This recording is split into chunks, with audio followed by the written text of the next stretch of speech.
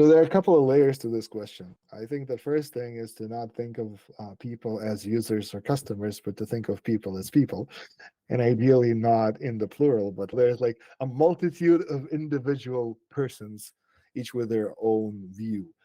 One of the biggest problems in how we typically think about looking for users for our apps is that we're thinking in two dimensions.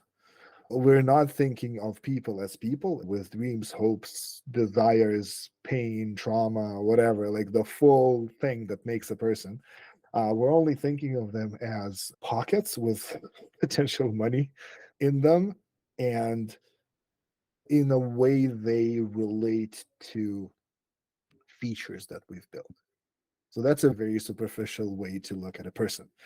And obviously, when you try to reach out to people with that point of view, you get rejected because people feel that. It's like, oh, so It you just smells. want to have sex with me, right? That's the kind of thing that people feel and reject. And that's also the reason men get rejected when they hit on women with the same kind of superficial idea. So that's the first step. It's like an internal change of your mindset.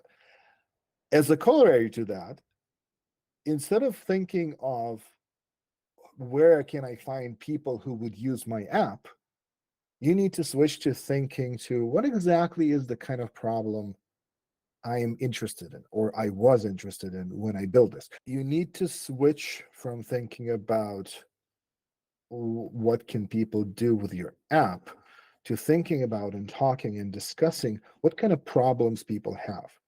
If you embed yourself into these conversations, if you reply to people who are questioning these things, who are wondering about these things, and even who are offering some advice about this topic, and you add your own perspective, then suddenly you find yourself in conversations with these people.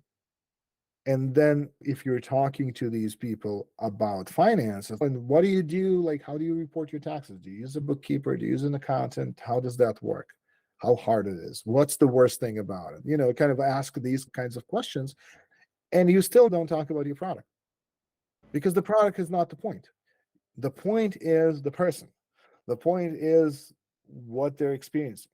That's why it's ideal to have these conversations before you build anything, because you don't have that internal push to just talk about the thing that you've built that's so freaking awesome.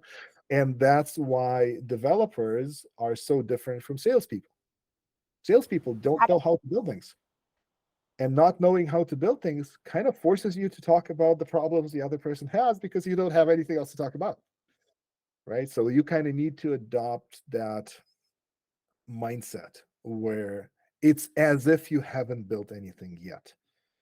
And that gets you into the right conversations. And then, yes, these people can turn into users and paying customers and raving fans and whatever.